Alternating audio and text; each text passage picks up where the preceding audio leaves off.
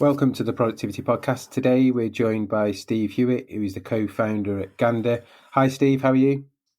Hi Simon, very good, thank you. Thanks for this opportunity.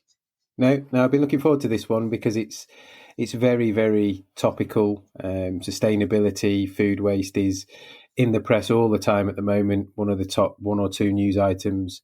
Lots of certainly retailers putting their stake in the ground with plans for 2030, and I'm reading this morning around car production stopping for petrol and diesel, and they're trying to bring that date forward so that the whole world is rightly thinking about it.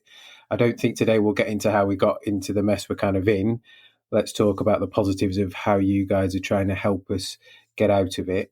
But before we find out about Gander, Steve, let's find out a bit more about you. So do you want to tell us a bit about yourself, your kind of career history, how you got to be the co-founder of Gander? Yeah, sure. Thanks, Simon. I'm an ex-retailer. I was 25 years in retailing. Worked for Marks and Spencer, Waitrose, and Morrison's, mainly in the loss prevention side of the business. But I've done commercial, store manager, regional manager, that kind of thing over the years. So got a pretty good retail background. And I came across Gander when I was still at Waitrose and thought, what a fantastic idea. And I'd love to be involved in that going forward. And it was very, very conceptual at that point in time. So now over the last sort of 3 years or so, we've been really bringing it to market and getting people to understand what it's all about. Brilliant. So like myself, a retailer at heart, always the best conversations, I feel. Absolutely. So as I said in the kind of opening part, food waste sustainability is absolutely forefront of, I think, most people's minds, certainly the press, certainly retailers and anybody who deals in that whole supply chain. Where's it heading, Steve? Where's food waste sustainability heading? Are people really going to meet these targets they've set for themselves within the next 10 years? Yeah, it's worrying, isn't it, Simon? I think we've got a real burning platform here around food waste, and the recent UN report has suggested that it's now as much as 40% of food that is produced is wasted. And from a macro point of view, it's a huge problem to the environment. It's actually 10% of the carbon emissions come from food wastage alone, which is an astonishing statistic. So we've all got a role to play in that, of course, from consumers to retailers to suppliers, and anyone that's in the food business has a role to play. And as you say, the retailers have certainly set themselves some very challenging targets to achieve by 2025 or 2030, depending on the retailer and depending on the country. And then they need some decent solutions in place to enable them to be able to achieve that. So I fear that there are still some challenges around that. I fear that retailers and the expectation on retailers is growing from consumer point of view, where consumers want full availability 24 hours a day. And by nature of that, that's going to continue to generate wastage in the retail organisation. And then, of course, consumers generating even more wastage in the home as well. It's a growing problem, unfortunately, and we need to do something to stop that rot.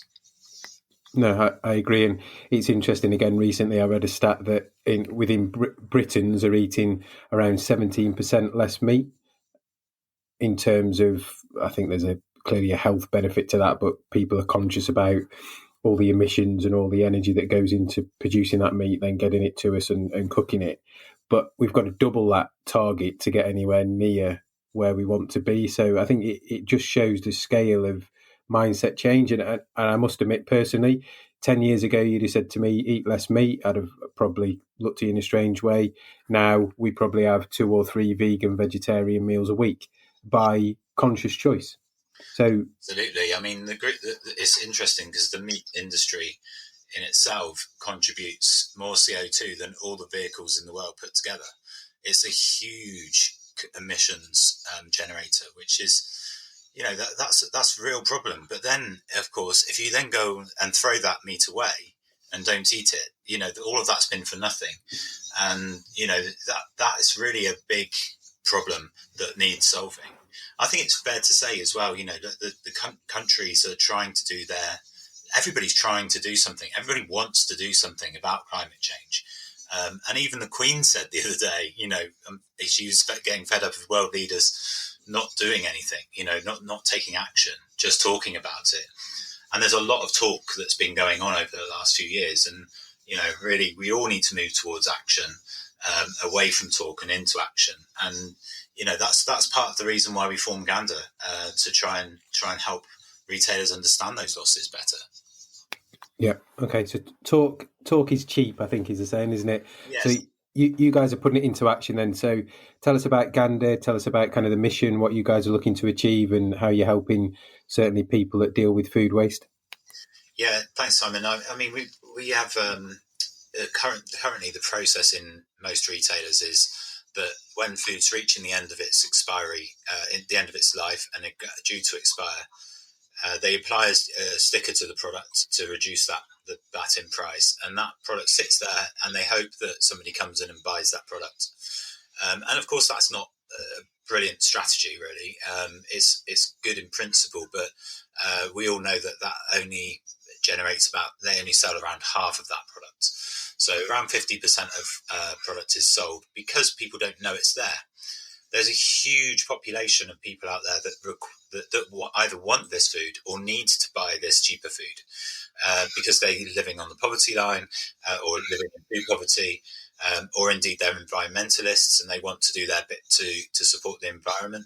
Or there's a lot of people out there that just like to get themselves a bargain. So what we do is we surface that information to a customer in real time, in the form of an app as it stands at the moment. And what that app does is it keeps that product file up to date all throughout the day. So you've got a real true view of what's available in store at any moment in time. The intention of that, of course, is that we drive people into the store and we get them to purchase that product. And often while they're there, over 70% of the time, actually, whilst they're in the store buying a reduced product, they also buy a full price product as well. So essentially the purpose of that is to try and get more people buying this food, which means that you have less to go to waste ultimately.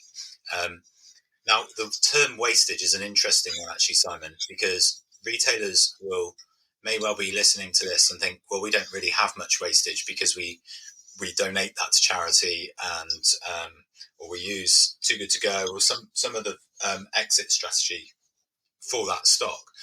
But of course, the reality is that the best way of solving this is preventing it from becoming waste in the first place. And that's where we specialise, is to get that product sold and out of the door before it becomes out of date is really, really crucial. So that's essentially broadly how Gander works.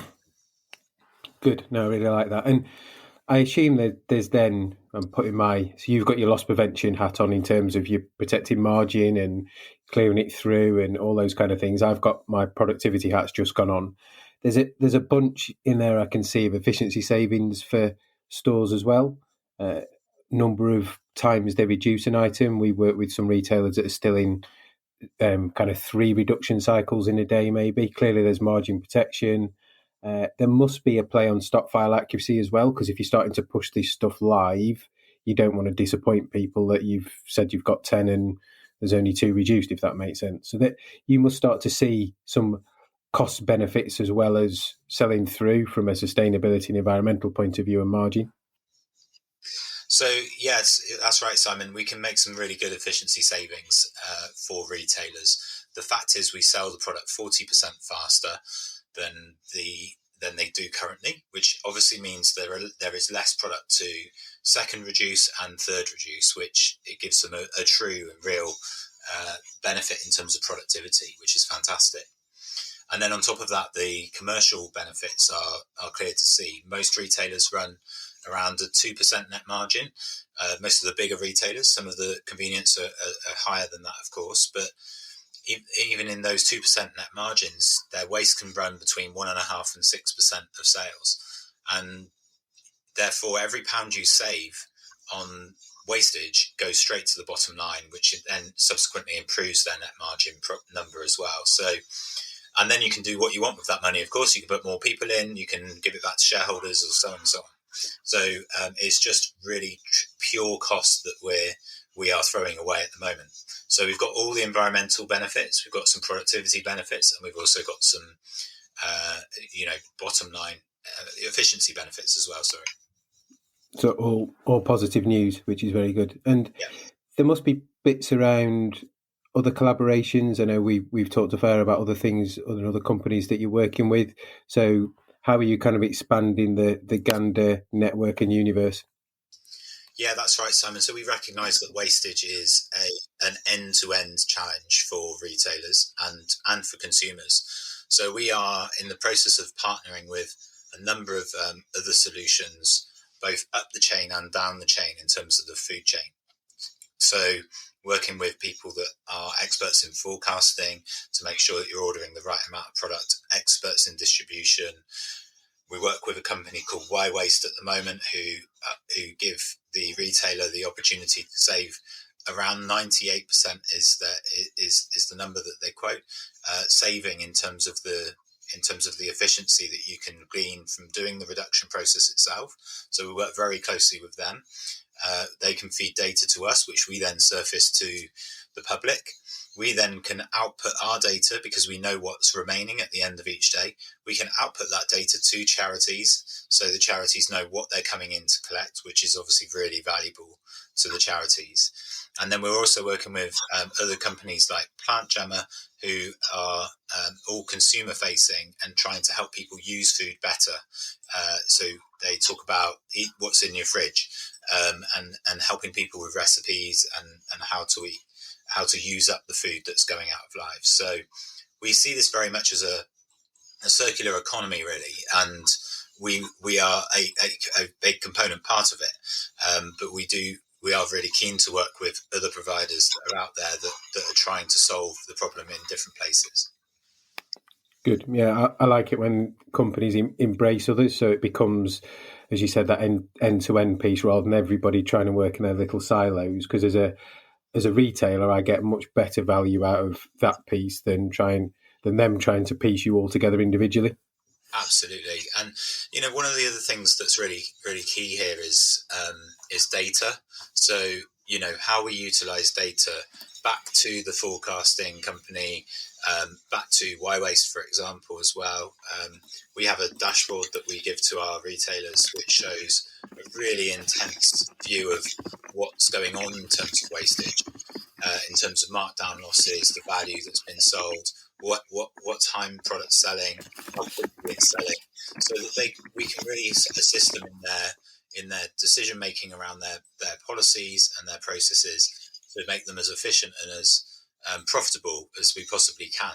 Now, when you start linking data together across multiple companies, as you say, it becomes exponentially more powerful. Yeah. Data is probably worth more than gold these days, isn't it? When you start to get the right data and turn it into actionable insights. Absolutely.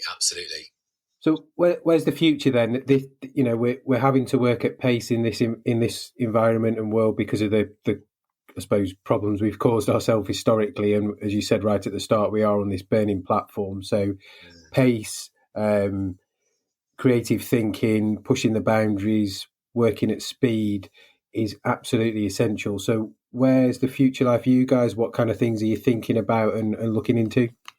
So yeah, from a macro point of view, Simon, the future is very clear to see. I think in terms of we've got COP26 coming up, we've got the Earthshot Prize, which was just announced.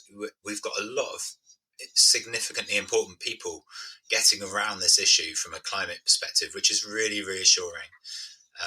Now, obviously, that needs to turn into action, as we said at the top of this podcast, and I think that's really where I believe that there is still somewhat of a gap.